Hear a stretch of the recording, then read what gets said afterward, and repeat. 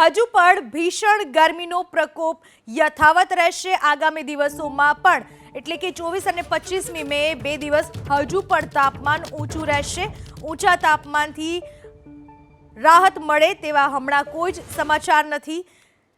હાલમાં હજુ ભીષણ ગરમીનો લોકોએ સામનો કરવાનો રહેશે। પશુ પક્ષીઓ પણ ભારે ગરમીના કારણે હેરાન પરેશાન થઈ ચૂક્યા છે। હવામાન નિષ્ણાંત પરેશ ગોસ્વામીએ અનુમાન વ્યક્ત કર્યું છે એ મુજબ 2 દિવસ હજુ પણ તાપમાન ઊંચું રહેશે, તેનાથી કોઈ જ રાહત નહીં મળે।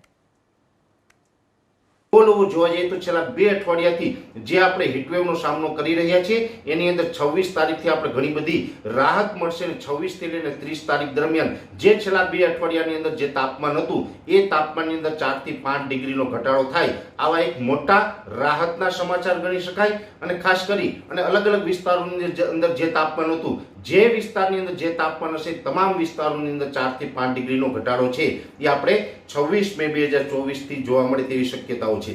આ તાપમાનની વચ્ચે પણ અગત્યના અને સારા સમાચાર એ છે કે જે દક્ષિણ પશ્ચિમનું ચોમાસું છે એ આજે છેલ્લા 2 દિવસની અંદર ઘણી બધી પ્રગતિ કરી છે। આંદોબાર નિકોબારના તમામ વિસ્તારોને કવર કરી લીધા અને શ્રીલંકાના ઉત્તર સુધી આ નૈઋત્યનું ચોમાસું છે એ પહોંચી ગયું છે। એટલે ઝડપથી જે ચોમાસું આગળ વધી રહ્યું છે